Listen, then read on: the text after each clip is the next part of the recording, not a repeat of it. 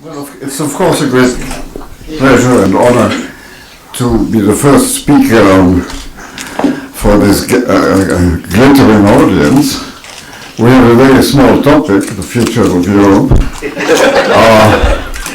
I hope that after we come out of here, everything will be clarified. It will be clear that Europe will survive after collapsing. If one reads American newspapers, it collapses every other day.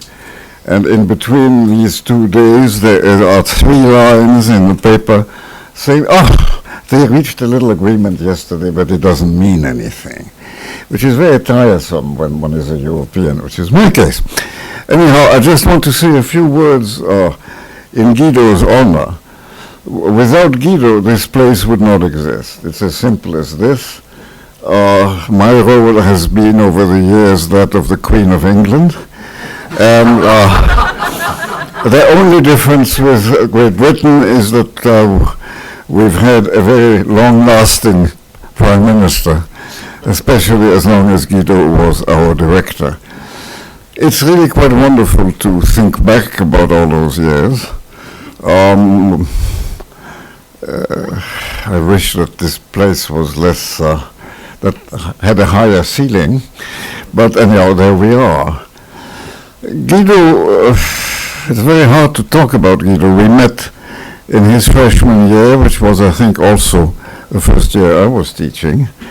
I don't quite know how we managed, but we're still around, and very happy to be still around, I think. Let me just make a few remarks about what Guido has meant to this enterprise. He has been the efficient, relentless, and utterly human and protective father of this institution. At the time, the European program, now CES, was created. Europe had been in the bailiwick of the Center for International Affairs, which was fine as far as it went, but whose main preoccupations were really geostrategic, especially when the issue which predominated there became the issue of the future of nuclear weapons and nuclear war. Europe, whose role at the Center for International Affairs had been a very important one. Its first book was about Europe. But they moved in a different direction, and some of us, including somebody whose name you probably heard of, Henry Kissinger, thought that there should be a special place for Europe, which was not a bad idea. As soon as this was established, he left for, how should I put it, immortal glory. And it is Guido who built this place with extraordinary efficiency and dexterity. And it's only if one has been here as long as I have been that one can realize how much work this was. We had to create an academically valid institution. He had to negotiate with all the bureaucracy of this university. By the way, when people complain to me about French bureaucracy, I wish them Harvard. It is extraordinary. But so he had to do all of this, not always easily. And he had to recruit the staff to travel, to negotiate with Germany. I think he once told me that when he came to Germany, one of his counterparts there said that each time Guido comes, it's very bad news for them, because he will again bring money from Germany back to the center. That was my father. That was your father. The two of you were in some respects indistinguishable. And his numbers were much larger. But anyhow, so we owe a lot to him, and we miss him. Add to this everything he has done to help people in need, what he has done as an art collector, which has been remarkable. This man knows no limits, and I wish him of 30 or 40 more years of this when it comes. So I'm not going to take more of your time, except to say that this place would absolutely not exist without me. It can do very well without me, because I smile and I go. I'm not much of an administrator, and I've looked at it. I've looked at Guido as a model, but I could never have done 1/10 of what he has done for us. After all, we had no European Center in the beginning. We had a modest program, and after a while, it stopped being modest.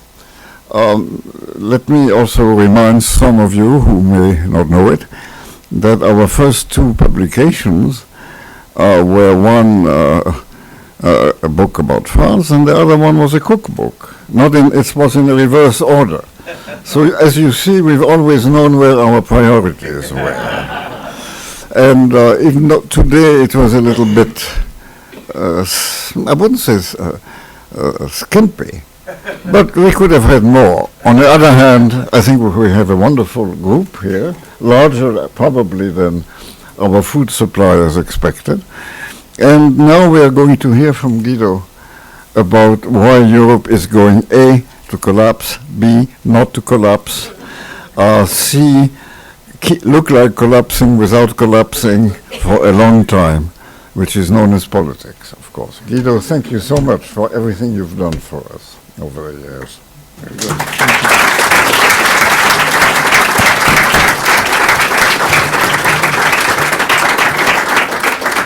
Thank you, Stanley, for what you've said. I'm Karl Kaiser. I am the co-organizer with Vivian Schmidt of the study group on the European Union, which formally this is a meeting of that group.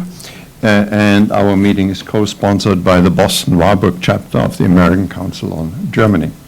So it's a great pleasure to introduce Guido, one of my oldest friends at this university.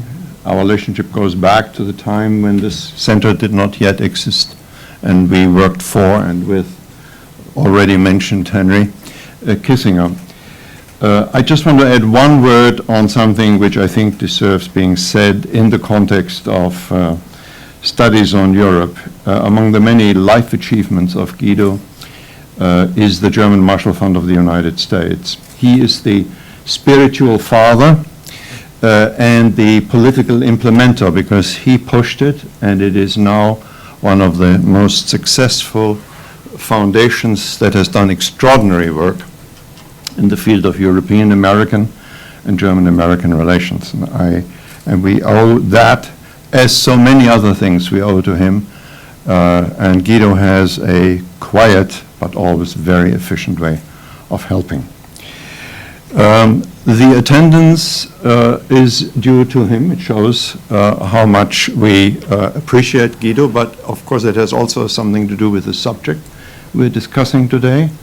We are at a turning point of Europe's history, possibly of the world economy, and definitely as far as Germany's role in Europe is concerned. For the first time, we see a reference appearing in the public discourse on the situation in which it is said that this is the third time that Germany has and can influence Europe's fate. Disastrously, twice in the last century, and with an uncertain outcome in this century. So it's a very important moment, and we're very eager, Guido, to hear what you have to say on the Euro crisis. Thank you. First, just a little bit of history.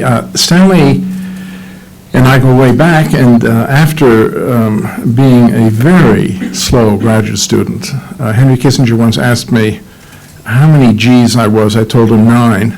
He said, "I do not have double-digit graduate students." And so I finished quickly and ended up at Harvard, in part because I think there were all these programs to administer.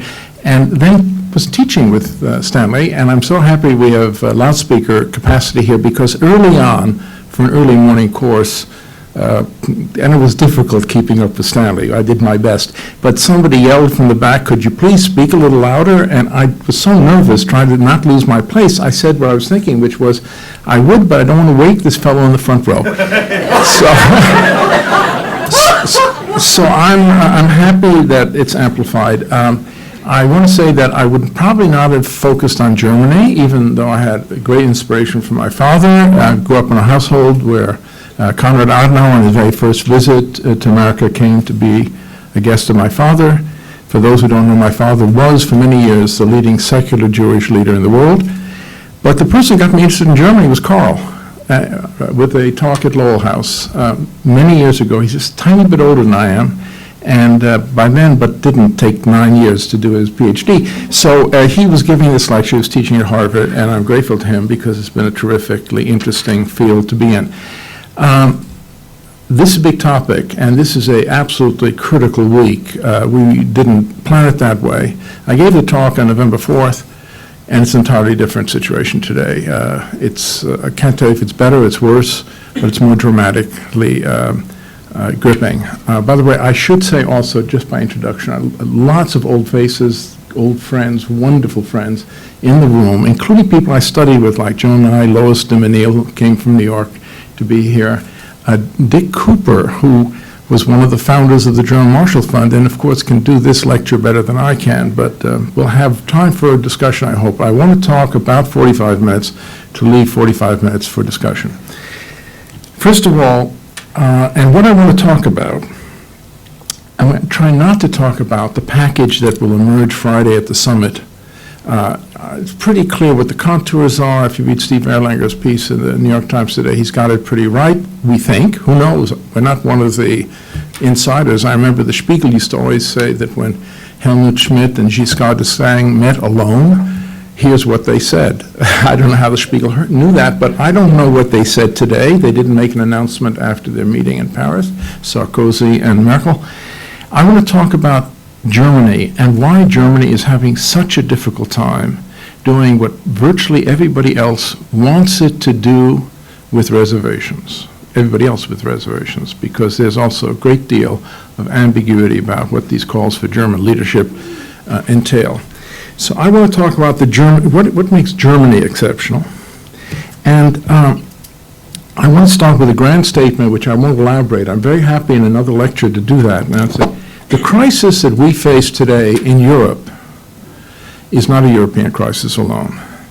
It is a crisis of modern industrial society, it's a crisis of capitalism, and has every likelihood of becoming a crisis of democracy. Why is it a crisis of modern industrial society? Because modern industrial society is too expensive for people to want to pay. And therefore, all governments, including the US government, the Japanese government, instead of taxing to pay as you go, borrow. And of course, when you get to a certain point, you cannot borrow anymore. And Keynes had warned, try not to borrow till you need to borrow in order to use that as a stimulus to get yourself out of recession. All of us are now caught in the same really severe dilemma, which is you can't borrow when you need to. And so we're triggering recessions everywhere, which worsen the consequences of the dilemma that is faced by the amount of debt that's already on the societies. But that's too big a topic, and that's not what we're going to talk about today. I want to talk about the German aspect. Karl quoted Thomas Kleiner-Brockhoff, brilliant Die Zeit correspondent, for years the correspondent in Washington, now at the German Marshall Fund, who in an article yesterday in the Washington Post wrote that the Euro crisis represents the third moment in 100 years when Germany has unilaterally determined the fate of Europe after 1914 and 1939. Or at least it could unilaterally. I think it's a little bit overstated unilaterally, but nonetheless it shows how dramatic this moment is in Germany. Now, a little bit about historical conditioning and why what is the Germany that's having such a hard time dealing with this? No economy after industrialization had more frequent and recurring volatility than Germany. No country ever grew, before the First World War, ever grew as fast as Germany. But if you look at the comparative statistics for various years, usually a decade apart, Germany achieves about the same GNP and then falls back, and then vigorously gets back to the same GNP and falls back. And this happens multiple times, and of course has a huge impact on society and historical memory. Now, that volatility involved such things as World War I, the hyperinflation of 1922, the hugely damaging depression with incredible unemployment in the 30s, Hitler, Soviet occupation, division, and then the reintroduction of currency and the rebuilding of Germany after 1948. No country has gone through that, so the volatility isn't surprising, but the impact on generations who lived through that has a lasting significance and is very relevant to the problems of today.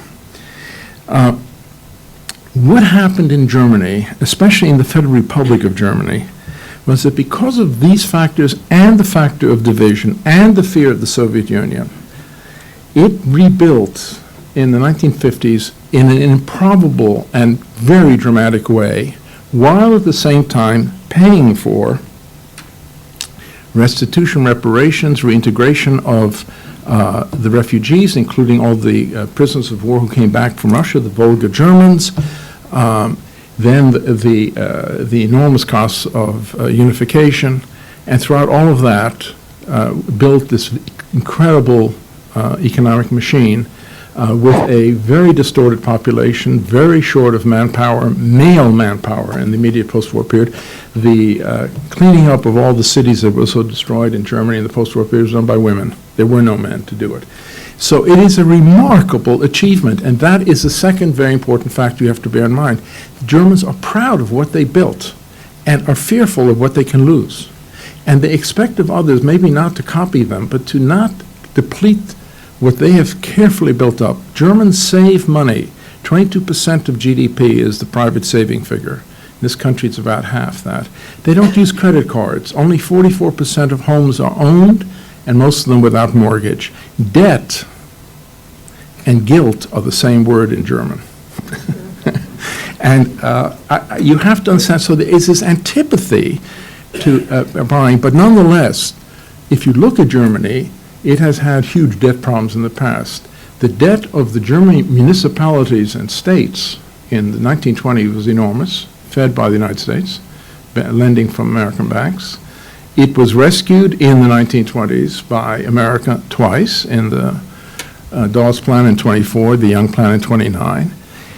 But that even today, while I say individuals don't normally borrow a lot, consumer debt is not high, German debt as a whole, especially if you aggregate the state debt, the lender debt, is about 83% of GDP. It's about 1% above French debt. So while there is debt aversion, there is debt. So that it's not a simple matter for the Germans to say, well, because we are robust, what is unique in Germany is the relationship between tax revenues and interest payments is very robust. That's what's failing in most of the other European countries, and that's why their debt is particularly difficult. And there are two ways you have to look at debt, and I'm saying this in a simplistic way. Economists might say this is too simplistic. You have to ask yourself, debt as a percentage of your budget. The Maastricht Agreement set a ceiling for that, which is supposed to be 3%. It's been violated by everybody, including Germany. Then there is debt as a percentage of GDP. That's a much more frightening figure. Debt as a percentage of budget is not a real problem in Italy, for example. But debt as a percentage of GDP is a huge problem for Italy. It's something like 130% of GDP. And the normal sense of sobriety is once you get above 80%, you're in trouble. And once you're significantly above 80%, you can't dig yourself out of the trouble. So the aggregate averages for Europe, the 17 Euro members, is about 80%. So that while Germany is debt averse, it has to confront the phenomenon that it does have a fair amount of borrowing and has all kinds of legislation that has been passed of why that must end. Balanced budget, I'm not going to know what the details are. I wouldn't answer questions. But the Germans on the whole have felt for a while that they have to manage their own tendency to be profligate. So that's the context. That's the historical context. The result being that price stability, anti-inflation, is the governing mantra in Germany. Now, what happened in this context was Germany embarked on something that was foolhardy, which was a single currency. Single currency should not have occurred under the condition it occurred when it occurred.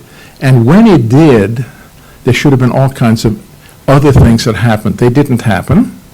And most of what didn't happen is what Mrs. Merkel is trying to now see if it could still happen before the Germans agree to underwrite a whole lot of more debt, which is basically what is at play this week and will be decided at the end of the week. If it's not decided at the end of the week, very bad consequences. Now, the fact that I say the euro was a mistake is controversial. There are many people, including many people like Wolfgang Streeck, who's head of the Max Planck Institute in Cologne, has been saying that for a long time. Hans Köhler, who was the president, I think regards it as having been a mistake under the conditions which it was undertaken. It's very linked historically to unification. It was a way of trying to lock Germany, to Europeanize Germany. And that's what the French sought, and Kohl was very eager to achieve that. And he understood the risk. I don't know whether he understood that it would get as bad as it is right now, but he basically would have liked to have had more institutional structures that would discipline the member states so they would kind of abide by common rules, because these were very disparate economies. Greece should never have been in. That was a total mistake. It was based also on fraudulent figures, which were augmented by the way Goldman Sachs behaved in floating money for Greece. But the Greeks, while they triggered this problem, Greece to the European economy is about the same as Miami to the U.S. economy. It's not a significant number.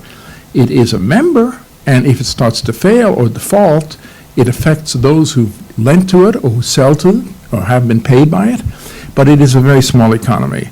The really core, critical trigger point for the crisis is Italy, not Greece. And Italy came into the single currency with a lot of debt. It came into the EMS already with a lot of debt. The EMS was the effort under the chancellorship of Schmidt, Giscard d'Estaing, and Callahan in London to try to get a band of which would contain the fluctuation of currencies. And the EMS was much easier to manage because you still had your own currency. And if you wanted to withdraw, as Sweden did during their crisis of the early 90s, Sweden withdrew from the Sweden crisis is a great example of how to deal with a crisis, but they had the option of withdrawing from the currency without doing a whole lot of damage. Any withdrawal from the euro by any member is a very dangerous phenomenon and very difficult and unpredictable consequences. And if it's only Greece, which it may still be, easier to contain, but if it were to be Spain or it were to be Italy, it is the end of the euro. As we know it, it might be reconstituting something else. So the fact is, when I say the euro was a mistake, that's a controversial statement, and for those of you who aren't so familiar, it's not the prevalent view. Prevalent view is that the problems arose because the so-called Club Med countries, the Mediterranean members, the southern part of the Union, simply borrow too much, spend too much, are sloppy in their tax collection, have very bloated bureaucracies, much too generous pension rights, and retirement much too early, all of it unaffordable, all of it with a very bad balance sheet, and therefore at a certain point when you were borrowing and borrowing, you couldn't borrow anymore, and you have this dilemma, this crisis. That is what has caused the problem at the moment. That is a situation that people are starting to talk about over the last 4 or 5 years. It's one in which the German finance minister, Wolfgang Schäuble, who's a heroic figure. For those of you who may not be so familiar with Germany, he's the man in the wheelchair. He was shot campaigning in the 1980s in Stuttgart, and he is paralyzed from the waist down, and he is the most significant figure in Germany aside from the Chancellor, and he has called for the last 2 years for an entirely different German approach to this crisis. But be it as it may, the euro was established, and what wasn't established with the euro was a real mechanism, an enforcement mechanism, to try to keep countries from not overborrowing, from trying to make Europe look more like one set of similar economies rather than very disparate economies. And there are aspects here, Maastricht, the Stability and Growth Pact, Lisbon. They didn't produce any hard institutions. They produced a lot of Euro speak. And they also did some pretty good things in terms of deal with borders, enhanced trade. There were lots of things embedded in those agreements that are positive, but they didn't do anything on the enforcement side. Furthermore, during this period, the European Central Bank's mantra was to fight inflation. That really, although it was Trichet as president who continued to do that in recent years, that's really a reflection of the German position. When the Germans gave up the Bundesbank and the Deutschmark, they gave up the two things they were proudest of and that they, in a certain sense, were most attached to. And when they gave it up for the ECB, the European Central Bank, they wanted to do everything they could to prevent a inflationary policy by printing money. And they only have 2 out of 23 members of the governing board of the ECB. So, but they're very powerful. And so you have a situation of significant either cooperation or tension between the Bundesbank and the European Central Bank, which has prevailed, especially is prevailing right now. And it's not at all clear to me whether the head of the Bundesbank will go along with a very much enlarged role for the ECB if that were to emerge from Friday. But I don't believe that the German Chancellor can do anything which would lead the president of the German Bundesbank to resign. The propensity to borrow in all of these countries was very much enhanced by the common currency. It suddenly became much easier and cheaper for everybody because you're borrowing basically, there's an implied notion of this was all one big group of economies that were kind of in the same boat. Actually, it's not true. And if you look at euros, you'll see that euros are denominated with a letter for the country of which they are the euro. They are a currency you can use in any other country, but what's much more significant is that there are different borrowing rates when things get tough among the different countries. Germany has been borrowing at 2% or so, whereas Italy last week probably got close to 8%, certainly was around 7%, Spain too. These countries with the huge deficits, that then doesn't become just a percentage of GDP problem, it becomes a budgetary problem. They don't have the money, they don't have the tax revenue to meet the interest payments, and in the Italian case, that may come to a head even before the end of February. We have about 3 months to sort a lot of debt issues out before we have really serious problems from the markets. So the fact that you could borrow at a low rate made it all the easier. And that was a real mistake, in my judgment, in bringing together these economies into one currency basket.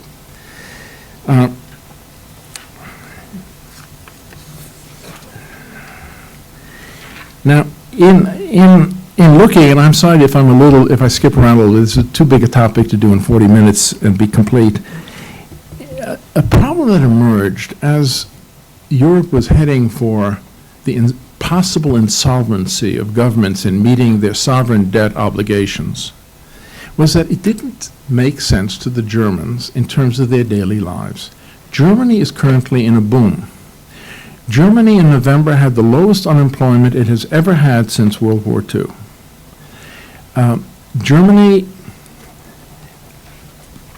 created 200,000 jobs, real jobs, in October. Exports in September were 10.5% above where they were a year ago. Exports since mid-2009 are up 18%. The euro has been terrific for the German economy. And the problem, which I'll come to again in a moment, is that that is not perceived. And one of the great failings of Angela Merkel is that that is the mantra she should have been pressing. She should have been telling people it's pretty bad out there, and we, on the other hand, are benefiting from what we have. Don't let it get destroyed. Instead of which, in order to win elections, and because it may be her faith, all you hear in Germany is about the swimming pools outside the Athens homes, the fact that nobody pays taxes, the terrible ways in which the Club Med countries are behaving, which only reinforces the resistance, which is very strong in Germany, to rescue initiatives, which is what she now has to try to not only support but deal with at home. Now, I have a section here on Italy, but I'm going to skip it because Italy was more relevant because it was the number one problem. What has happened, the one thing you have to understand about Italy is Italy enormously complicated the whole situation by having Berlusconi. Berlusconi was a clown. And with Berlusconi at the helm, you could not get reforms in Italy. And without reforms in Italy, nobody was going to give Italy money. And without money, they were going to default. And when they defaulted, they were going to bring down their borrowing was simply too large. It may still be too large. But in the meantime, with Monti in Rome and Draghi at the ECB, you have a network that if you'd had 3 months ago, would have been very helpful. Whether they can pull it off now, I don't know. I don't want to forecast the future. But other than that, I don't want to say too much about Italy. In Germany, there were real missed opportunities here. The crisis has been upon Europe for the last 2 years. And the leaders of the SPD, and there, Angela Merkel is very fortunate. Obama should be so fortunate as to have an opposition that is compliant with trying to do the right things in order to sort of deal with the economic crisis of the country. The two Steins, Steinmeier, and Steinbrück. Steinmeier was the chancellor candidate against Merkel. He was in the coalition, the Grand Coalition. He was the number 2 man. He was the foreign minister. And Steinbrück, who will, my judgment, be the next chancellor in Germany. Are we going to have him here? Yes, Steinbrück? he will come in February. At the end of February. They want to solve the European problem with a very strong German initiative. And so she knows she has their support. What she does not have is the support of 2 members of her coalition. The CDU is in coalition with its own Bavarian partner, CSU, which is opposed to any initiatives in Brussels and bailouts, and the Free Democrats. In Germany, you need to have 50% to have a majority, like in any other government, except in the United States, where you need 60% in the upper house. The fact is that the Free Democrats got almost 15% the last elections. They got 1.9% in the Berlin elections several months ago. They are finished, but they are in the government, and they are very much opposed to a bailout. And they are causing real problems. I don't know how many of you even are aware that Hans Schäfer introduced a referendum which comes due on December 13th, which basically would commit the leadership not to support any stabilization or bailout measures if it gets 1/3 of the vote of the 65,000 members of the FDP. And it's a secret ballot, and it looks like it's going to fail because the leadership of the party is adamantly opposed to it, including former leaders like Genscher and Kinkel. But if it were to pass, you will have a collapse of the current government. And you would have a collapse of the current government, would be the 6th government to have been out because of the European crisis. I mean, Greece, Italy, Spain, Ireland, and I think it's Slovakia. This is a huge problem for the chancellor. She has to try to maintain a majority, and she has 2 coalition partners who don't want to do what her finance minister, Schäuble, wants her to do and what everybody else wants her to do, but she does have the opposition. So you may end up with a minority government supported by the SPD, but that will then lead to new elections, which is not helpful. And in looking at the landscape of what is then to come, Steinbrück yesterday in an interview with the Welt am Sonntag said we will not do a coalition with Merkel as chancellor. So she can't just do a shuffle. Can't. things change. But at the moment, it looks like it's pretty difficult for her if the Free Democrats try to block a majority support. Now, again, won't take time, but if you're interested, her own some members, right-wing members of her own party, have already taken initiatives to try to limit her capacity to act, and including going to the Federal Constitutional Court, which made a ruling that said that without prior parliamentary support, lots of things can't be committed to without violating the German Constitution. So Mrs. Merkel is operating within a fairly restricted band, and that has to be understood when everybody is basically shouting, you've got to save this by doing Eurobonds and by printing money. She is very restricted in what she can do, but I don't think she's done it right. That's a maybe not fair statement. She's a remarkable figure. Angela Merkel was a physicist in the GDR in Rostock. Her father was a pastor. Therefore, they were not in favor with the communist regime.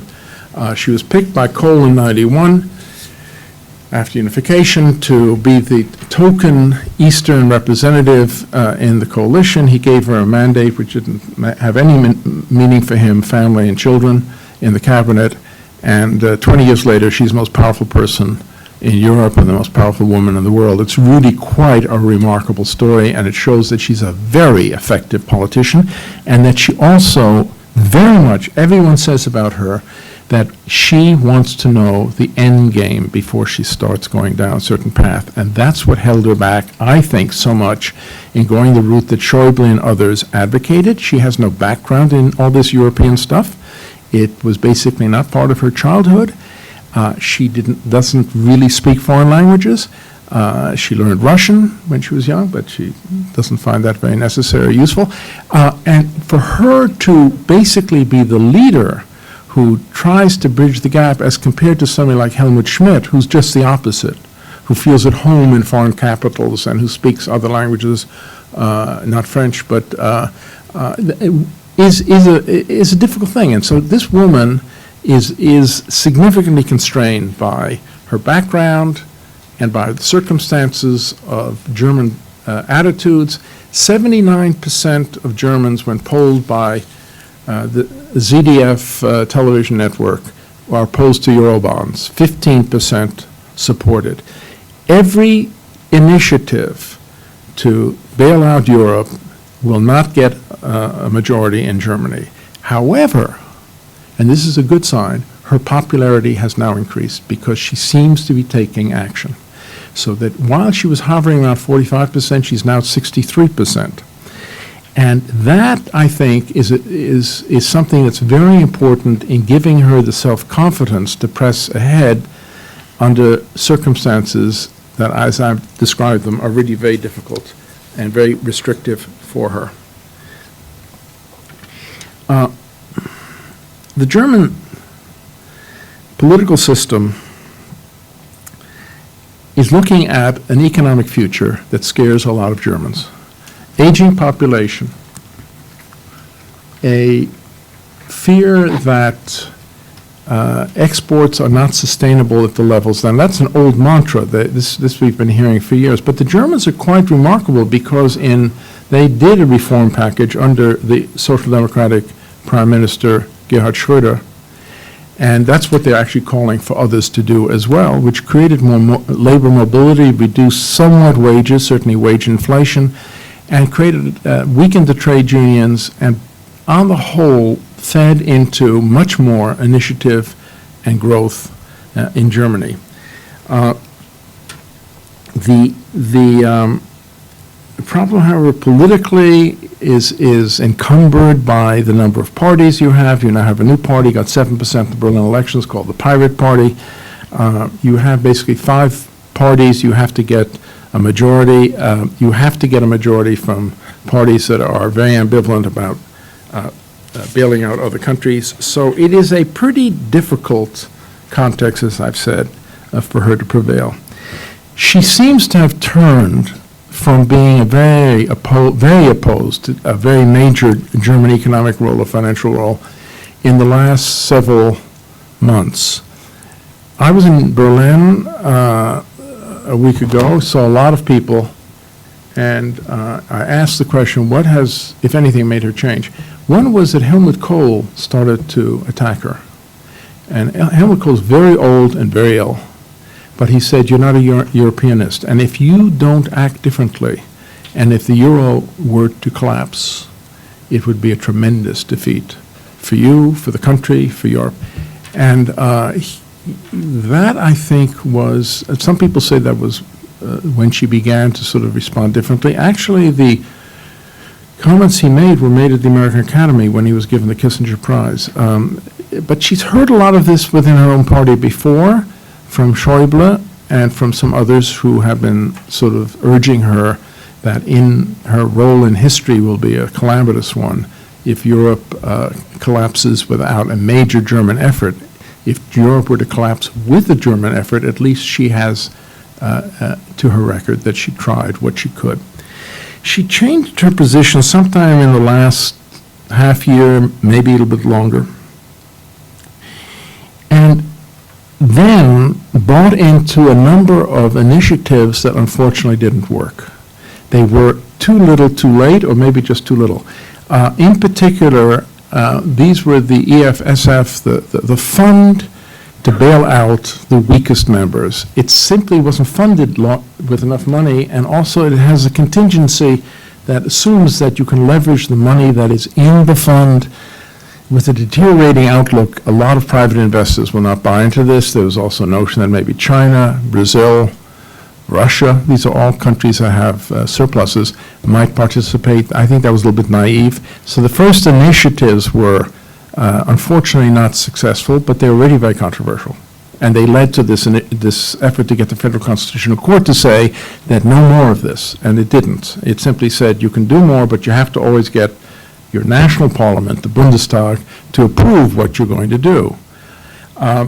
This more recently, the scenario that she was hoping for was complicated by the fact that Papandreou called for a plebiscite, which she then withdrew, but that destroyed the momentum of the October 26th effort to sort of patch this all together.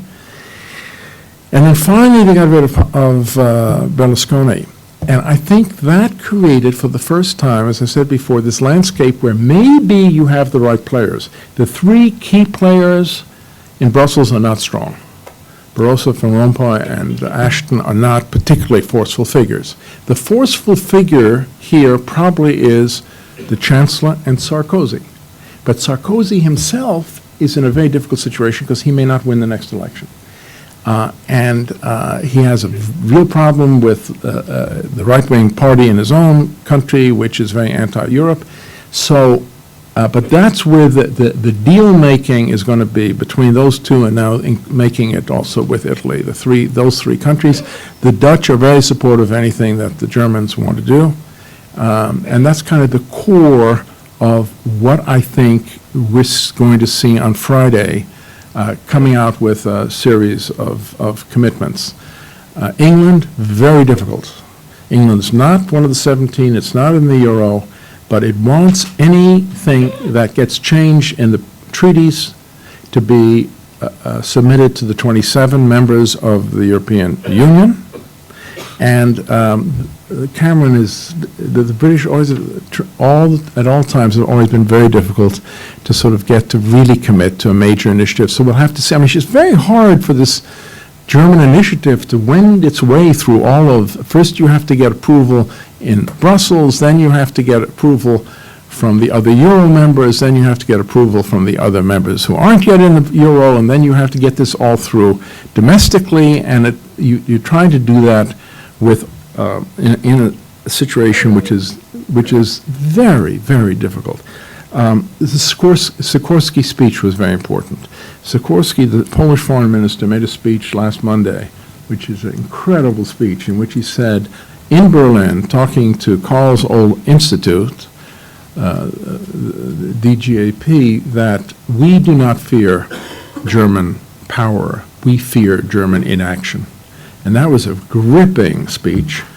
Thomas Kleiner-Brockhoff, who was in the room, said very little applause when he said that, polite applause. This is not what the German elite wants.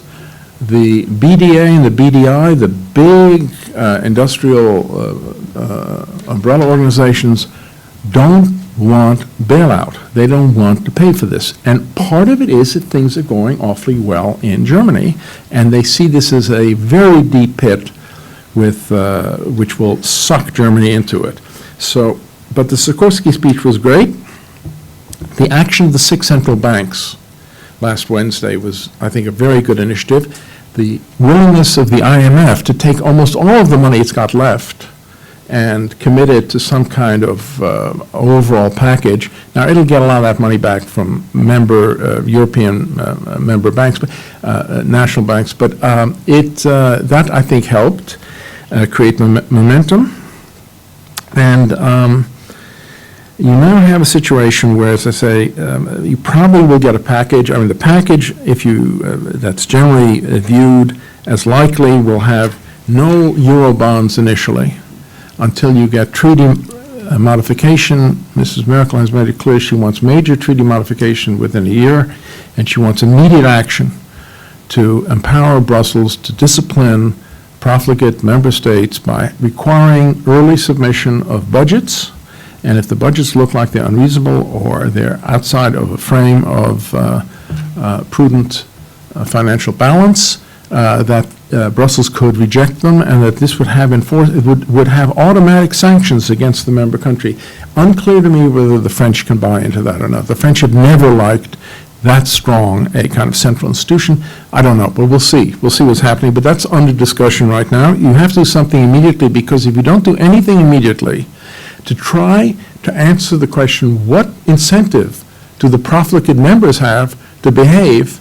You have to have something, you have to have a stick, and then you can offer a carrot. The carrot will be an unacknowledged role for the European Central Bank to do more than join the 5 other banks and actually start putting money into the system. Now, the European Central Bank itself is very constrained.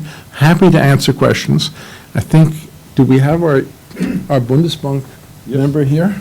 So you'll probably say, some of this is a little bit ignorant, but it's not so easy for the ECB just to go forward without violating agreements, and also in question of how it actually, whether this is printing money or it's actually financed by deposits from commercial banks and other arrangements that may be made. But some way to get immediate relief is likely, but it has to have a trade-off in terms of stick, not just carrot.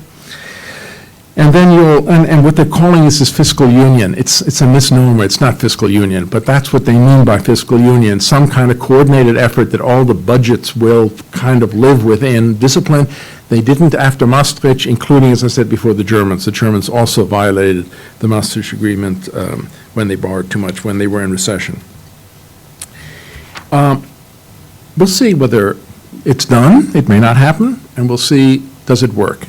Let me now just close by saying the great mistake that was made here was to wait so long, because it's much more expensive to do it now, and you have to do it all under very rushed circumstances. The defense that Mrs. Merkel would make, and to some degree Schäuble, is we need a crisis before we can act. You can see we do not have a domestic consensus.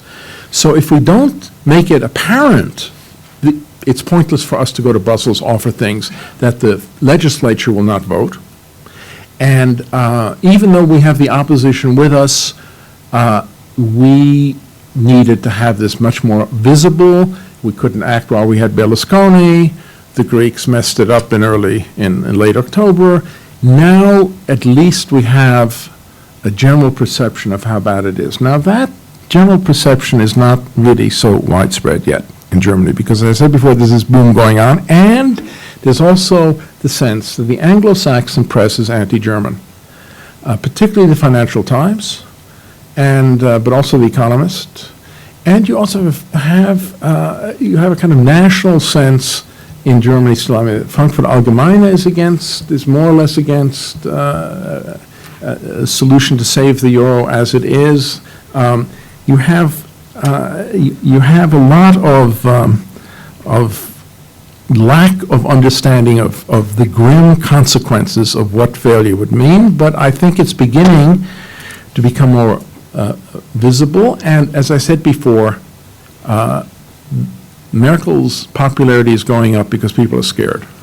They don't like what she's doing, but they want action, they want leadership, they just don't want passivity. And if she can get through the free democratic referendum, I think she can sort of get things through domestically. However, what is the bigger picture? Well, first of all, you have a whole set of problems I didn't talk about, which is bank insolvency. And that's a very major concern, and probably there are a half a dozen really major banks that, if something isn't done to help them, will not make it through till February. And that includes Deutsche Bank. I think Deutsche Bank, which has leverage in one of its units of 44-1, higher than Lehman, Crédit Agricole, BNP, and others. And so that's another bundle of money that is going to have to be provided, and that is one of the costs of having basically waited so long. Then you have the whole problem of coordinating 17 governments and eventually 27 governments with almost no time at all. Then you have the problem of national elections, particularly the French election in 2012. Then you have a sentiment which ricochets back into Germany, which is very difficult to manage, which is a growing anti-German antagonism in other countries. And this concept of a Brussels commissar to enforce budgetary discipline, otherwise there will be automatic sanctions, was referred to in one member state's newspapers as a new Gauleiter. Wehrmacht images are actually, it's at the fringe, but you see them here and there. There's a poster in Greece of Mrs. Merkel in a Wehrmacht World War II uniform with a swastika. The efforts that the Germans made to sort of do their own enforcement of Greek compliance with bailout conditions led to garbage being put outside the door of the German delegation, all kinds. So it's not pleasant, and it's a kind of attack on German hegemony, and it's difficult for the Germans. And I was told by a major figure in the Green Party who I saw a week ago in the Bundestag, he said, "I've never been in Spain when I didn't have a comfortable feeling." He says, "The first time I sort of felt people were really angry with Germans and the lack of German effort, and the perception being that Germany has endless amounts of money and they could just, if they decided to be generous, could solve this problem for all of us." Meanwhile, 20% of all, I was told by Deutsche Bank, 20% of bank accounts have been withdrawn in Spain, and that the Deutsche Bank itself is finding that most Spanish accounts, or many Spanish accounts, people are trying to transfer to Germany because they think the Spanish banks may fail. The Spanish banks have a big problem of their own, in that they hold so much real estate. This is Spain was the great real estate bubble, and that's be a real problem. So that's really makes it more difficult in a way for Germany, because the Germans feel you're punished, no good deed goes unpunished, kind of. We just have to hope that with leadership and with sensible leadership on all fronts, that doesn't get out of control. Final 2 points. There's actually no quick fix for the macroeconomic challenges facing the world. If the euro can get through this week, which I'm hopeful maybe it can, that's round one. But it doesn't address the underlying issues. And bear in mind that the condition of budget stringency leading to austerity, leading to recession, is not a scenario which is what anybody likes, and it's going to change, I believe, the political landscape. And we may end up both with nationalism, may end up with right-wing parties, we may end up with a very different kind of political dialogue in many of these countries. And it's particularly difficult because Germany is doing so well. One of the reasons Germany is doing so well is the Swiss franc is so high that in Baden-Württemberg, you're just flooded with Swiss coming over the border to buy things. But it's not just that. It's that Germany had done certain things to put itself in a position for its economy to prosper. My final comment is this. It's what I said already before. This is more than a crisis of the euro and the European Union. It's really a crisis of capitalism and free markets, and may evolve into a profound challenge for the survival of democracy in modern industrial nations.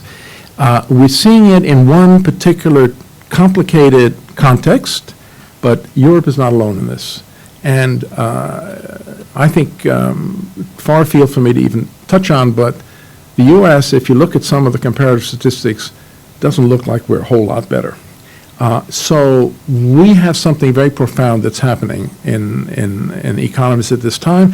I'm not an economist, and maybe I'm too pessimistic or maybe too grandiose in making those statements, but it is clear that this is something, this debt problem is something embedded in virtually all of our countries, and very hard to deal with, because you have to take into account that the very conditions which led these countries to borrow are still there.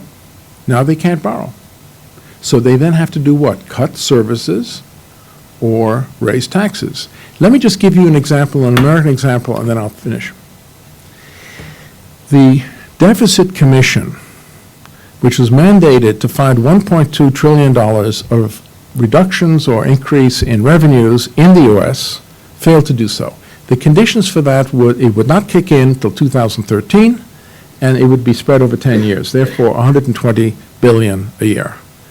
The cost of replacing and repairing bridges in this country that will otherwise be closed in the next 10 years is $1.3 trillion. So I'm sending a letter to Bloomberg suggesting, because he just might do it, that he privately finance a ballot to 10,000 people living in Manhattan, Brooklyn, and Queens, insert a description of the 5 East River bridges and say, please let me know which 2 you would like to do without. That's the kind of problem we have here. So it's not just Germany, not just Europe, but I hope this has been a little bit enlightening. Thank you. Thank you.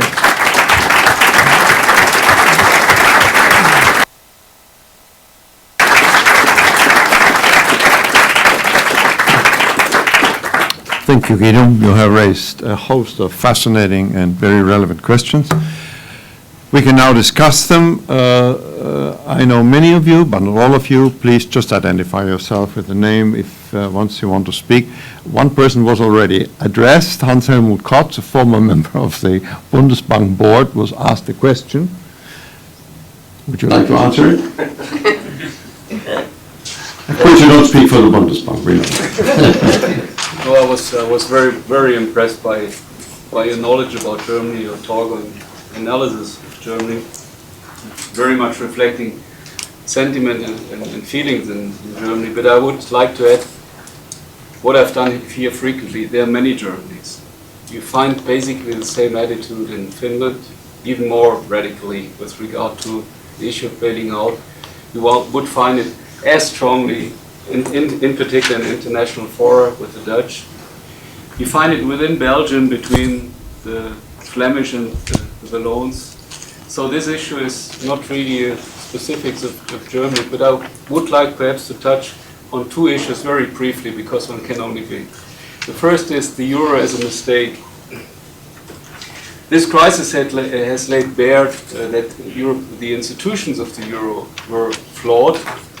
But we don't have any entitlement to be surprised. That's what we knew before. It was told to President Köhler when he conceived these institutions in the early 90s.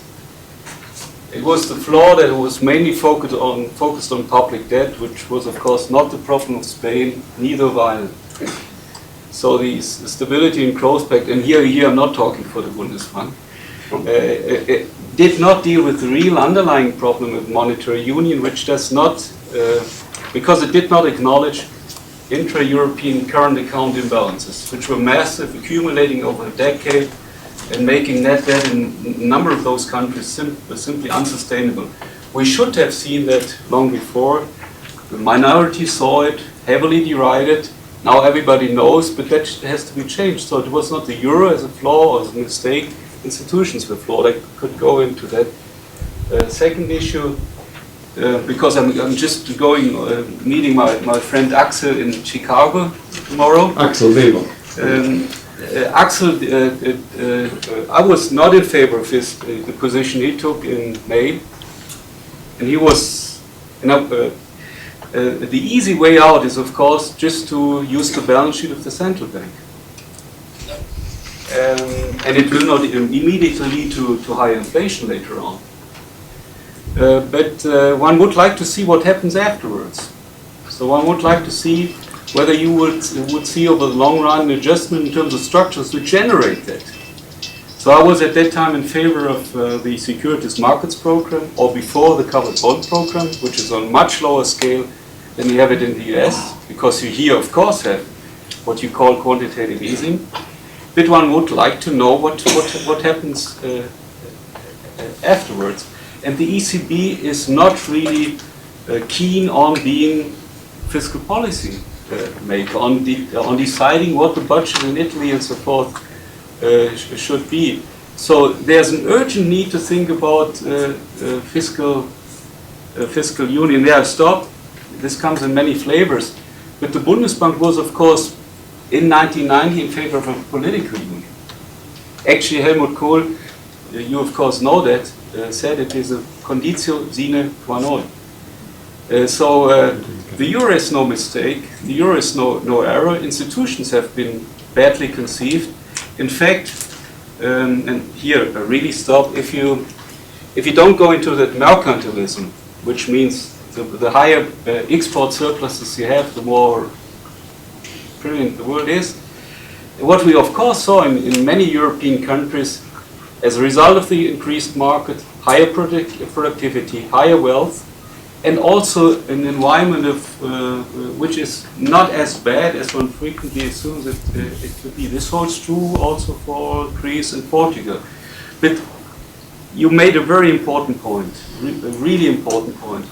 This disconnect between time horizons of markets and the structural dimension of the problems. This infantilism of markets to see the solution this coming Friday is just hilarious. Or G20 giving the assignment, within a week's time, Europe finds a solution to its problem. This has been a long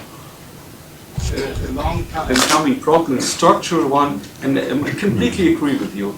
It will take at least a decade, but I don't know why we should be as skeptical as we frequently are here. Europe has a very skilled labor force, not only in the north, just look at northern Italy, or just look at Catalonia. So there are many possibilities to be much less negative than what it usually is. Sorry for being that long. Would you like to react? Well, I think that's very sensible. I'll react a few questions at a time. Okay, good. Dick Cooper. You emphasized, as everyone does, and for good reason, public debt and the excessive public debt and so forth. That you neglected entirely, Hans Helmut brought it in, the fact that there are big imbalances among these countries, and a lot of the debt has been private debt, not just public debt. And it goes under the label usually, which I don't like, but I'll use it, of competitiveness. Greece not only has a debt problem, a public debt problem, it has a serious competitiveness problem. And the euro area has no mechanism, no explicit mechanism for dealing with loss of competitiveness. It's like the gold standard without gold, in which basically the money supply drains out of Greece. And I think that unless something else is done, Greece faces, and Greece is the worst case, Italy is much milder in this respect than Greece. Greece faces at least 1 and maybe 2 decades of serious depression. And that plays back into your point about democracy and the viability of democracy, whether that is tolerable. What I've missed in the entire discussion is what might be done to accelerate what is going to be a painful process under any circumstances, but can we do something to mitigate it? And I have a proposal, but it's a proposal that goes right to the heart of the EU, which is that Greece should increase sharply its value-added tax, which is levied on all imports, including imports from the EU, and use the proceeds not to reduce its debt, but to subsidize labor.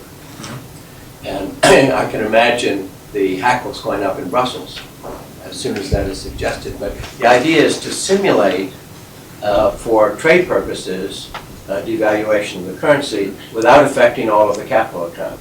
That's the underlying concept. But this has been missing from the whole discussion. And it's Greece, it's Portugal to some extent. Spain's much more complicated, fortunately, in this regard. Spain is not obviously uncompetitive. Greece is obviously super uncompetitive.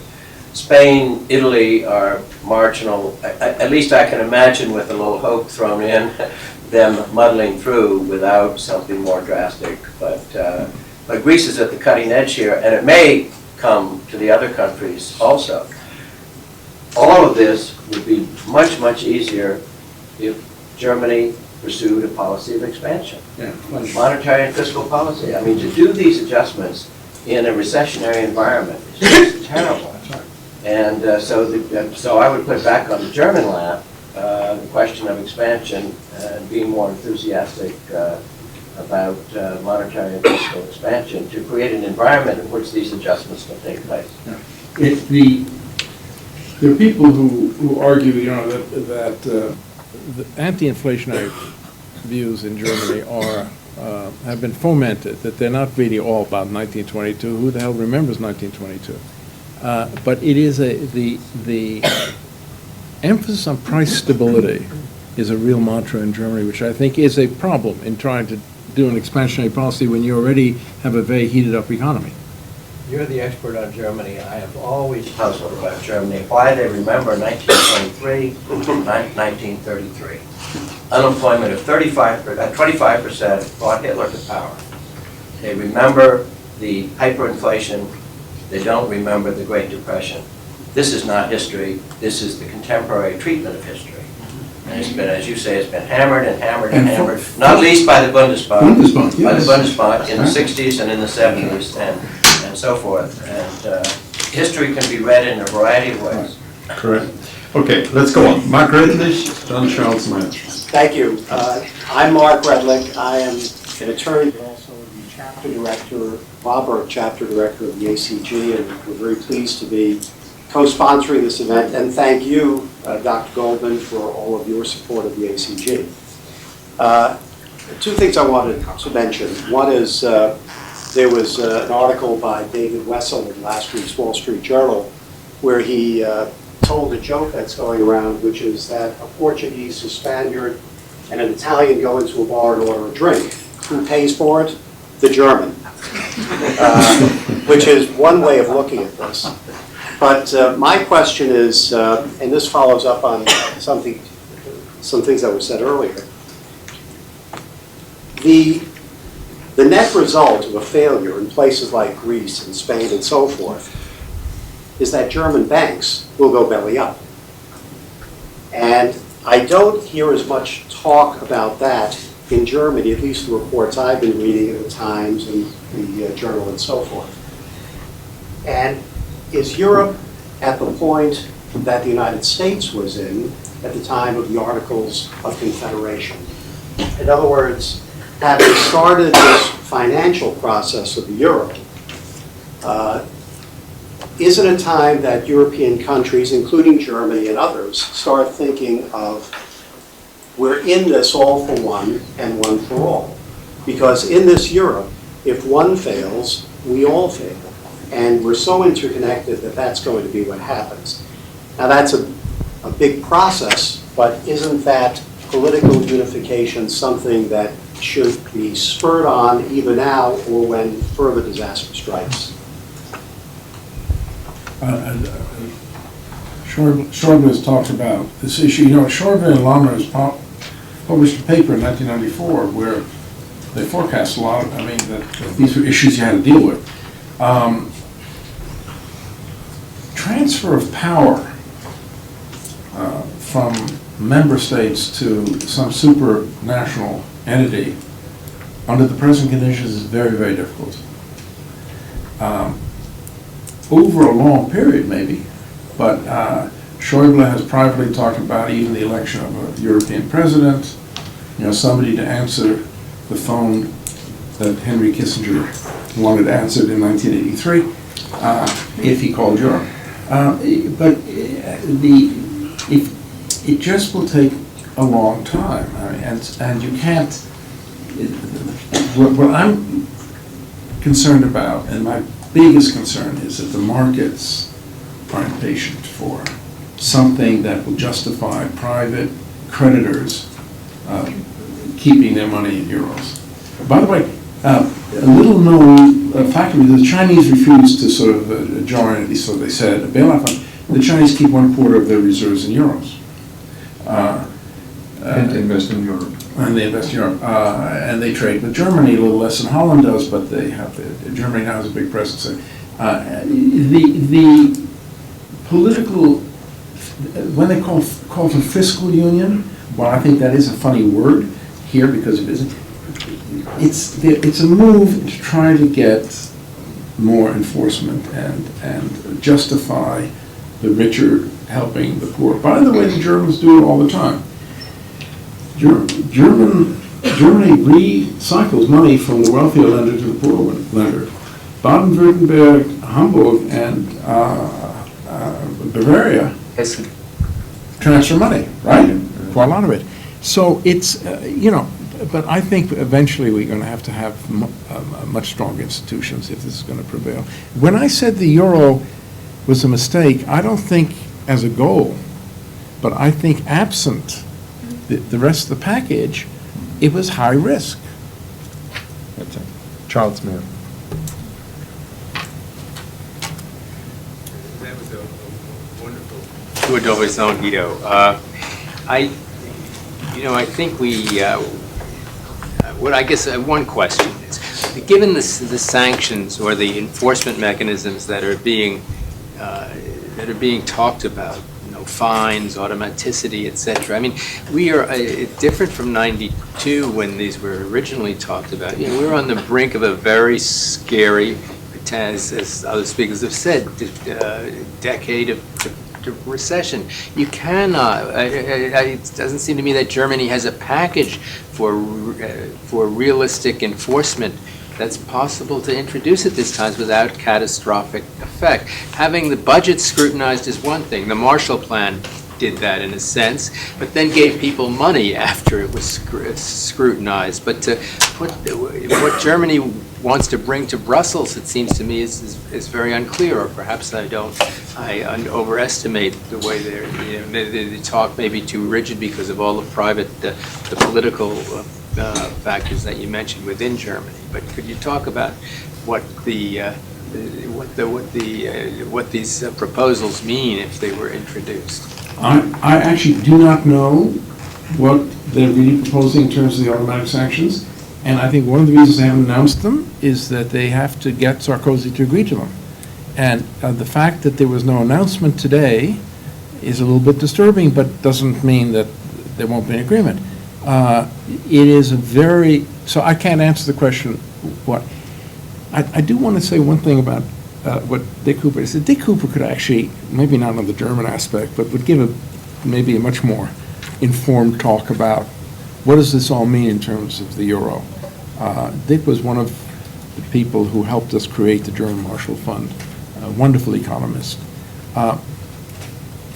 VAT, interesting idea in Greece, but who's going to buy imports? I mean, it'll raise some money, but it is not, I just feel that the compounding of belt-tightening cuts, new taxes in a country that doesn't export much, and the delay between investing and then exporting successfully, and exporting in a strong currency, is a lot to expect from a country. I think I think it's an ingenious idea, but I don't know if there's an easy fix for Greece. I didn't suggest it was an easy fix. I suggested it was cutting the pain from 2 decades back down to 1. Oh, okay. Next, George Dominion. I'm George Devanille. I'm from the Paris School of Economics. Guido, what a delight. I mean, what a tour de force and remarkable tour of the problem. I wanted to come back to Germany with, if you'll excuse me, 3 questions, which are real questions. How do you understand and interpret the disparity, in a sense, between what you describe as hostility within Germany to much of this, and the fact that the SPD is all in favor, and that so that's one to understand. The second question is, why wouldn't a grand coalition really be the solution? And sort of if you think beyond the political, the personal implications for Mrs. Merkel or for this or that politician, the logic of a grand coalition aren't we confronted with a situation where there really is much to be said for the logic of a grand coalition, or not understanding something? And then the third question is, you're really talking about, it seems to me, you're suggesting or thinking about a remarkable role for Germany in the leadership position in Europe. Really an increasingly explicit role for Germany, for German leadership, as, of course, Europe is a collective team, and in fact it's impossible to reach decisions, but nonetheless, there is leadership. And I think I hear you advocating, asking for German political leadership to exercise leadership of Europe. And my question really is, how ready for that is German public opinion? And can it be ready? Good questions. Quickly, disparity. SPD has, CDU has anti-European pockets. SPD, and Karl actually would be saying this, Karl knows better. SPD, one of the things that moves the SPD, that this is a boom economy for workers and exports in the European Union. You don't want to, your constituency is doing very well in this, and so I have a feeling that there has been consistently, and also you have the weight of Helmut Schmidt. Schmidt and Steinbrück published a book together. Steinbrück, they just happen to have very effective leadership. Steinmeier and Steinbrück, thank goodness they don't have somebody like Lafontaine. I mean, they would be in a very different position. Secondly, Grand Coalition. The SPD got punished at the polls for being in the Grand Coalition under Merkel's chancellorship. What Steinbrück is saying is not that we wouldn't go into Grand Coalition, but not under her. And she herself has the problem that in her own party she is viewed as moving much too much to the center.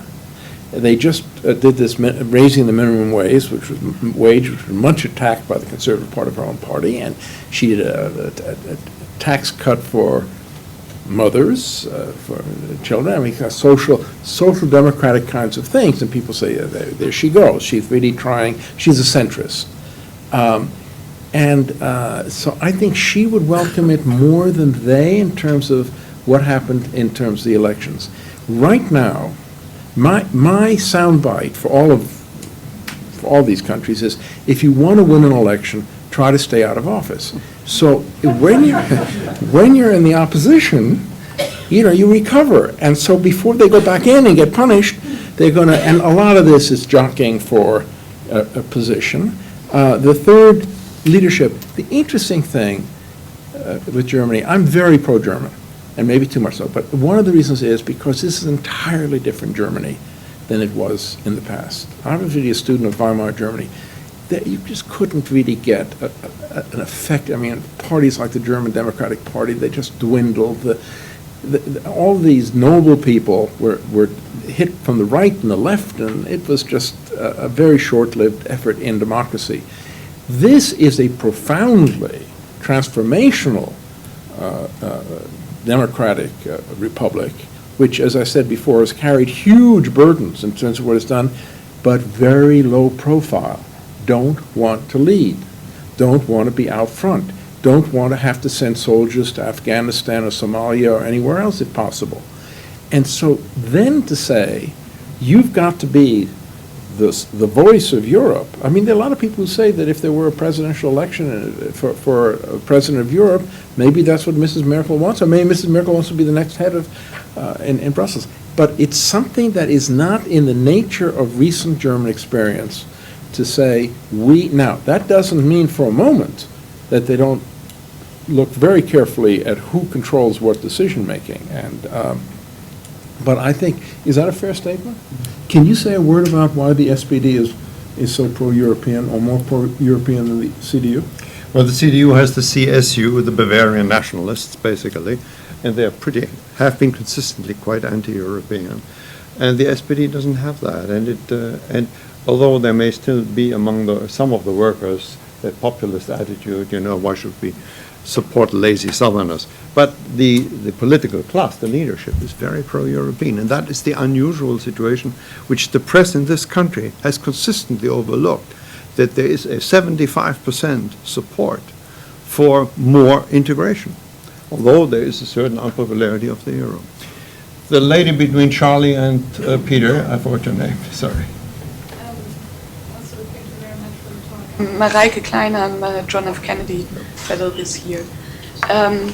I wanted to pick up something that's been said before, and although I'm German, I ask for your answer to the question because I'm genuinely puzzled about it, which is why the banking crisis, which is fundamental to the current euro crisis, is a matter of so low saliency, not only in Germany but also in Europe.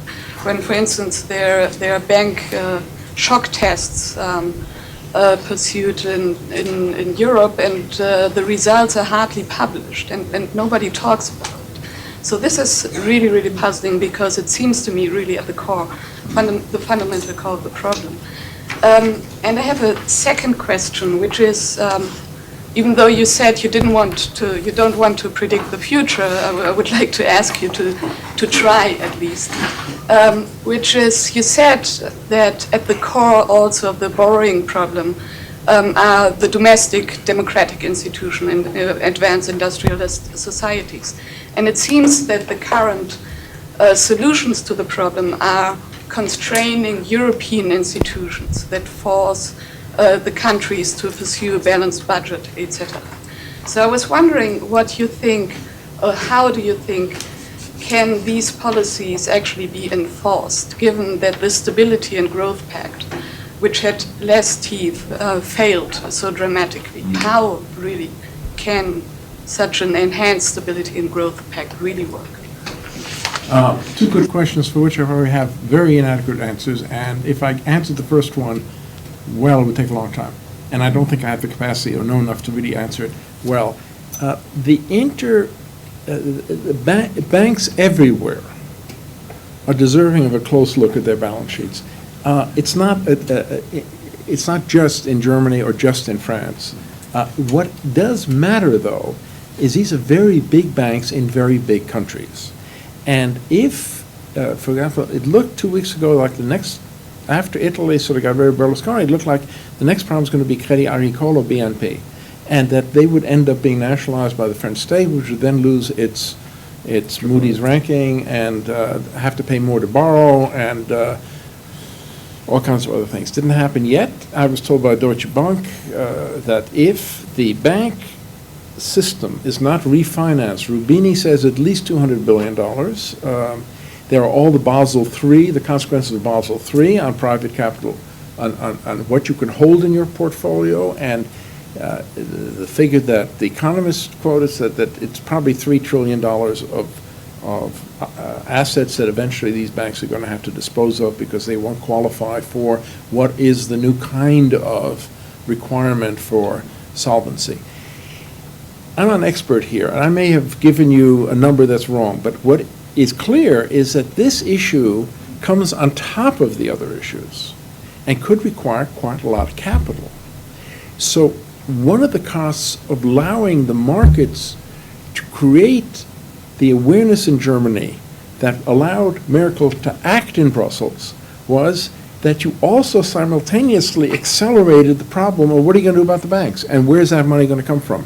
And that's a very serious problem because it is not unlikely then we have 3 very tough months here with a lot of refinancing of Italian sovereign debt, and of ECB having to act, and of banks having to get their balance sheets in order.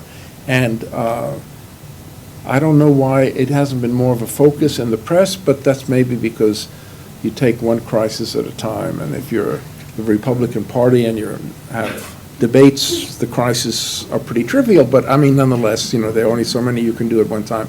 In terms of enforcement, I don't know. I think it's a great, if anybody here is an expert on how do you enforce discipline among profligate member states, I don't know how you do it, but they must have something in mind which they think would work. Peer pressure. All right. Joe, you're the next. Technical Joe. point. Basel III does not come into effect until 2019. Right. This time. So we actually have a lot of time. It's just the banks have all gotten anxious about it. That's right. But it's a lot of money. It's a lot of money. I have a list here, so don't worry. You're done, Joe. Let me take you back to Merkel's leadership and the effect on democracy. One of the great problems is that democratic leaders who are in a situation like she is wait for a crisis to educate the public. So if you go back, and that's not new, if you go back and look at Franklin Roosevelt in the 30s when he kept trying to rouse the American people to the problem of Hitler, he tried to engineer a series of crises. None were big enough until the Japanese did it for him. So you can have some, and you often think of Roosevelt as a great leader, you can have very effective leaders. In fact, Roosevelt said at one point, he said, what does a leader do when he looks over his shoulder and nobody's following? And to what extent is Merkel a cowardly leader, or in the sense that she doesn't see her followers there and doesn't do anything, or to what extent is she a clever leader, which is to say that she is waiting for crises to bring public opinion to points where she can act? I don't have a strong view on this, but one could argue that she waited for a crisis to get rid of Berlusconi. Now she's using this crisis perhaps to do a deal with Sarkozy. I mean, one way to test this counterfactually, we imagine that you took a leader from her party who was very strong, take Helmut Kohl, imagine they were 10 years younger and healthy. How would his leadership have differed given the same CSU, FDP problems and given German opinion? I'll come to second at the end. She, I think what you say is something that I've thought about a little bit too, that maybe she's just smarter than everybody else, and she says, this boil has to really, really get to a certain point before I can lance it. And that has to be the perception in my party in particular, but I can't do this solo. And so she was waiting. The problem is it's very dangerous because you can't control the elements in it. And by the way, I don't want to always be gloom and doom, but if in the middle of this we get a Middle East crisis, anything else, where it's now so fragile when it's sort of kind of like looking with fingers crossed that everybody will do the proper thing and so on in time, and these deadlines are incredible. Also, it's amazing her vigor. She virtually every day is meeting somebody else to sort of negotiate, in a foreign capital, or, and so I think that her view could be seen that way. I think the more prevalent view is more critical. She wasn't well informed. She listened a lot to Ackermann, Deutsche Bank, who I think the whole Deutsche Bank role here is questionable. She didn't have the kind of sophisticated advisors, and she's suspicious of Schäuble. You see, what Merkel learned from Kohl is eliminate anybody in your own party. Don't worry too much about the other party, but in your own party who could threaten your power base. And the net result was that's why Kohl picked her. He thought she was no threat. He was wrong. I mean, so that's what I'm told, is that the people who are, Asmussen in the finance ministry, who's now going to join the ECB, I mean, it would have been better if he'd been in the chancellor's office. When you look at I did this a little bit, I asked, who does she really talk to? And it's not the most powerful advocates of action. So I think she felt I'm doing the best I can. She's done some courageous things. Her speech to the CDU in Leipzig, where she's trying to bring her party with her, and she's taking her time. I just don't think that there's that much time. Kohl, I think, was a more forceful, out front figure, larger than life. She does much more behind the scenes in consultation. She's not a riveting speaker. I think, what would he have done differently? I haven't thought about that, but it would have been big. Big. Vision. Yeah, right. Frau Schütte. Claudia Schütt, I'm the acting consul general of Germany here in Boston, and please allow me to join the others in expressing my admiration for your talk. I would like to challenge or maybe suggest a different look at what has come up here. Is she ill-informed and too timid, or could you imagine her as a very, very far-sighted chess player who really does keep the end game in sight and looks at the redistribution effects of all these steps that have to be taken over time? Of course, it would be much more comfortable for banks to have a very clear commitment to bail out earlier on. But when you look at who has to foot what bill when and who has to make what commitment when, might it be a very well thought through strategy to get a better euro and a better European institutional setup in the end? Or is that ill-conceived? Because as Karl Kaiser pointed out, the support for European integration is there, and I think that she's also publicly defending the euro. In the name of European integration. Yes, it's a difference between what the Bild Zeitung has on their titles on the swimming pools in Greece and what the Chancellor actually says herself. So could you imagine that this is a very clever strategy, and can it work out? And might one explanation for the hesitance be that redistribution effect of Germans being mainly creditors as private people, as opposed to the 1920s? It's possible. It's possible that this is a very thought through, careful. I don't show my cards, and when the time's ready, I move. It might be a problem with it is this, that the role of educating the German electorate into what was required was missing. So, I mean, when she was lambasting the Greek swimming pools, it doesn't help. What she should have been doing, and I think if she had this in mind, she would have been doing. If she had in mind, we're going to have to act anyway, so we better get ready for it. She kind of was saying, no, I'm not going to do these things if the others don't behave. And even if they do behave, Germany is not going to carry the whole burden here. I'm sorry, or so much of the burden. I think she changed her position on it, and then was behind events rather than in front of events with some bad luck. I think that idiotic Papandreou plebiscite really took the steam out of something which they thought was going to move, and that they had a plan what to do then. And suddenly, you have the Greeks messing it all up again, and also I think it's very hard to play that game when you have as many elements that are moving. To sort of, we have one thing. What's the right time to really take on an adversary? That's one thing. But if you have this kind of, any one of these countries can suddenly implode, on you. And then I think the other thing is this, that nobody was saying to her what happened recently, and that is, you will go down, if you want to go down in history with Adenauer and Kohl and Brandt as one of the great chances, you got to do something. You may fail, but you got to do something. I think that perception came out recently. Niels Ferguson. Guido, thank you very much indeed for a brilliant review.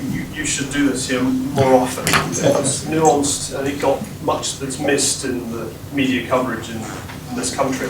My question is about the German official mind. You could be forgiven listening to this discussion for thinking that we had 10 or 20 years to sort these problems out. Indeed, these are the time frames that Dick Cooper, our colleague from the Bundesbank, were talking about. Actually, we fewer than 10 days. The financial time is much faster than the political time. And from the vantage point of the City of London, unless there is something credible by the end of this week, the funding is going to dry up altogether for most European banks. And the game is going to be over in a really ugly way. This is, I'd say, the 1931 moment, which to my mind is a far more scary one than 1923. Major bank failures followed by disorderly defaults. My impression is, and I wonder if you also feel this, that the German political class doesn't understand financial markets very well. And when one talks to the Chancellor or her advisors, Jens Weidmann, they seem, I think, fundamentally not to grasp that the time frame is measurable in days, not in years, and that playing an elaborate long chess game about fiscal responsibility on the periphery is beside the point. If the bond market is essentially killing the sovereigns off one by one, and the wholesale funding market is about to wipe out the banks, do you think there's actually a problem of understanding that is central to German political and administrative culture? Yes and no. I think very much in the people close to her and the more the older establishment, there are a lot of very sophisticated younger players, many of them educated abroad, who are very savvy. But I think that what you're talking about is in terms of her immediate entourage, and in terms of certainly some of these initiatives that, I mean, the 47 economists who supported the FDP referendum, I mean, which includes the head of IFO. I mean, it's sort of like, it's insular. It's as though, well, we won't do that, and then they'll pay the price. And where you're dead right is everybody pays the price. And Germany may pay the biggest price. And the reason for that is this: if the euro goes, first of all, economic stability is absolutely essential for political stability in Germany, much more than other countries. They're used to it. They work hard, they save, and they want the results to be secure. And it was a traumatic thing taking away the Deutschmark and the Bundesbank. Because those were the stalwart institutions of this remarkable achievement. I just want to say one thing as an anecdote. My father negotiated restitution and reparations with Adenauer, and when he went in for the second tranche, because they hadn't covered a whole lot of categories, they needed another billion marks, and the Germans said, "You deserve it. We can't afford it." But they did afford it. They did it. This German economic machine is incredibly powerful, but it hasn't got at the helm. It's the way we do it. It's not this kind of, that's the way it's done. And I think there is a lot also, whether you're educated in foreign universities or not, I think plays a big role in it. So I think that there is a good bit of this. I completely, actually, didn't want to come in here and scare everybody. I completely agree with you. I think it's a 10-day game. That if we get a real run on banks, and that this then sort of starts to become almost like a self-fulfilling prophecy. And that's why I think that notion of let's wait it out, and when the moment's right, I can get it through the CSU reluctantly, doesn't solve the problem. That's not, and I think she's too much of that and too little of what Neil's talking about. And possibly, though, you never know. The other comments about how powerful, how wealthy Europe is, I mean, sort of, it's not, somebody wrote, I thought it was very telling, he said, when you look at 31, it was a decline from a much lower base. If you now had a cataclysmic set of developments, it's still from a very high base of affluence. And that means that the rescue operation may not be as, you won't get Hitler. You get something bad, but you won't get Hitler. But you don't want to, I mean, we shouldn't be trivial about how close to the precipice this is. It's very serious. I also say, I don't want to be indiscreet, but the top people, a great friend of Karl's too, I don't want to name him because he might say I'm being indiscreet, but at the Deutsche Bank research, very negative on leadership, on what he felt the banks need, and said that she was sitting on her hands and thought she had a lot more time. That was an interview I had with him about 10 days ago. We are out of time, sorry. Two last questions, the lady there. Make it brief, and Vivian, and then you can answer them. I would have the briefest of questions. So much appreciate what you have said. The difference between the private banks and the Sparkasse. How is this whole crisis different for Sparkasse than for the private banks? Vivian? Yeah, and Vivian Schmidt. I just want to thank you for your remarkable tour d'horizon, all of this. So I'd just like to focus in on issues of democracy and look at the issue of the fiscal union. It seems to me that that is actually a sideshow, but for questions of democracy, I think it's very important. We've already talked about problems at the national level. You know, the 6 governments, or will be 6 governments that go possibly, rise of the extreme right. But what about the European level? I mean, all that this does is say the fiscal union is that there are going to be automatic mechanisms that the ECB is going to, or the ECJ is going to impose fines. This is all technocratic government. Yeah, and I used the word before Eurospeak.